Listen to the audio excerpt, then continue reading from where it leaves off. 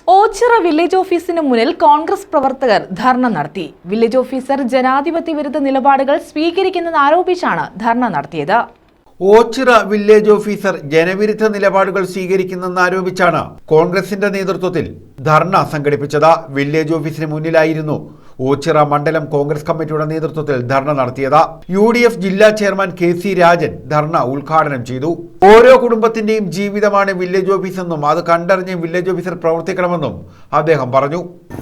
ദൈനംദിനം പാവപ്പെട്ടവർ, സാധാരണക്കാർ, പ്രത്യേകിച്ച് ഗ്രാമങ്ങളിൽ നാട്ടുമ്പുറത്തുള്ള പാവപ്പെട്ട ജനങ്ങളുമായി നിരന്തരം ബന്ധപ്പെടേണ്ട ഒരു ഉദ്യോഗസ്ഥനാണ് വില്ലേജ് ഓഫീസർ. അങ്ങനെയായിരുന്നു, മുമ്പും അങ്ങനെയായിരുന്നു. നമ്മുടെ ഉദ്യോഗസ്ഥ ദുഷ്പ്രഭുത്വം അല്ലെങ്കിൽ ബ്യൂറോക്രസി അവർക്ക് യാഥാർത്ഥ്യബോധം ഉണ്ടാവുന്നില്ല. അവരിപ്പോഴും പലരും ബ്രിട്ടീഷുകാരുടെ ഭരണകാലത്ത് ഉദ്യോഗസ്ഥ മേധാവികൾ ജനങ്ങളോട് എങ്ങനെ പെരുമാറിയോ ആ രീതിയിലാണ് കേരളത്തിലെ ഉദ്യോഗസ്ഥന്മാരിൽ ഒരു വിഭാഗം, എല്ലാവരും എന്ന് ഞാൻ പറയുന്നില്ല, ഉദ്യോഗസ്ഥന്മാരിൽ ഒരു വിഭാഗം ജനങ്ങളോട് പെരുമാറും.